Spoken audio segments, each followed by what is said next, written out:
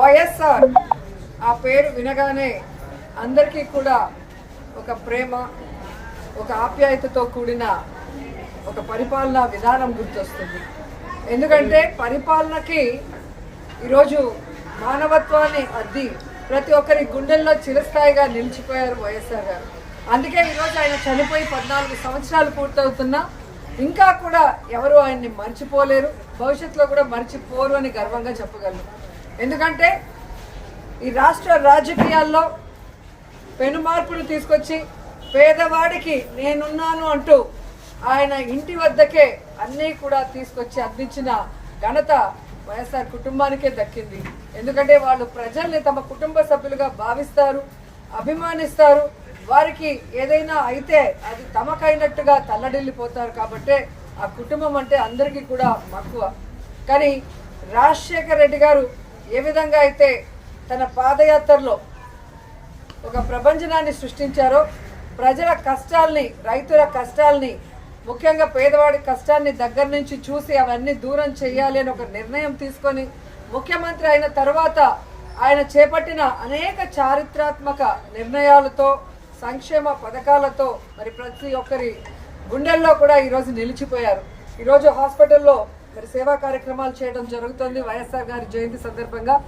So 108 ఎంతో మందికి ప్రాణదానం చేశారు. అలాగే ఆరోగ్యశ్రీ ఎంతో మంది కుటుంబాల్ని ఈరోజు నిలబెట్టిన ఘనత వైఎస్ఆర్ గారికే దక్కింది. అలాగే రైతన్న వాడు బాగుంటే రాష్ట్రం బాగుంటుంది, దేశం బాగుంటుందని నమ్మారు. కాబట్టే రైతులకి అడిగింది కూడా చేయటం మనం అందరం కూడా గుర్తుపెట్టుకోవాల్సిన విషయం. ఇలా చెప్పుకుంటూ పోతే ఎన్నో. అందుకే వైఎస్ఆర్ అంటే ఒక బ్రాండ్, ఆయన ఒక లెజెండ్. సో రాజశేఖర రెడ్డి గారు మనకి కనిపించకుండా పోయిన తర్వాత అందరూ కూడా తల్లడిల్లిపోయాం. రాజన్న రాజ్యం లేకుండా ఎలా బ్రతకాలి, రాజన్న లేకుండా మనం ఎలా ముందుకు సాగాలి అని ఎంతోమంది భయభ్రాంతులకి, అలాగే బాధ తప్త హృదయంతో చాలామంది ప్రాణాలు కూడా విడవటం మనం అందరం కూడా చూసాం.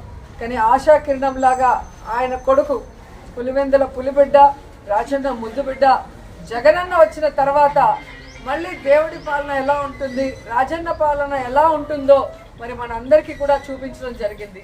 కానీ మొన్న ఎలక్షన్స్లో మనం ఓడిపోవటం అనేది కొంచెం బాధాకరమైన విషయమే. అయినా మనం ఓడినా గెలిచినా, అధికార పక్షంలో ఉన్నా ప్రతిపక్షంలో ఉన్నా మనం ఎప్పుడు ప్రజల పక్షానే, రాజశేఖర రెడ్డి ఆశయాలకు అనుగుణంగా ఏ విధంగా అధికారంలో ఉన్నప్పుడు పరిపాలించారో జగనన్న, ఈ 5 సంవత్సరాలు కూడా రాజన్న పరిపాలన మళ్ళీ తీసుకురావడానికి మనం అందరం కూడా కలిసికట్టుగా పోరాడాలని కూడా అందరినీ కోరుకుంటున్నాను.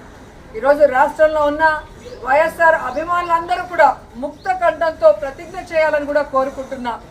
రాజన్న పాలన మళ్ళీ రావాలి, రాజన్న బిడ్డ మళ్ళీ ముఖ్యమంత్రి అవ్వాలి, మళ్ళీ పేదవాళ్ళ ప్రజల మొహాల్లో చిరునవ్వు రావాలి, వాళ్ళ కష్టాలు దూరం అయ్యే విధంగా మనం అందరం కలిసికట్టుగా పనిచేయాలని కోరుకుంటూ ఈరోజు వైఎస్ఆర్ గారి జయంతి సందర్భంగా ఆయన విగ్రహానికి పూలమాల వేసి ఇక్కడ సేవా కార్యక్రమాలకి అందరూ కూడా వచ్చిన ప్రతి ఒక్కరికి పేరు పేరున కృతజ్ఞతలు. ఇప్పుడు ఆపరేషన్ లేకుండానే మోకాళ్లకు ప్లాస్మా ట్రీట్మెంట్, మీ ఆర్థోపెటిక్ సమస్యలన్నిటికీ రోబోటిక్ టెక్నాలజీ ద్వారా తక్కువ ఖర్చుతో శాశ్వత పరిష్కారం, ఫ్రీ కన్సల్టేషన్, ప్రతి ట్రీట్మెంట్ పై 20% డిస్కౌంట్.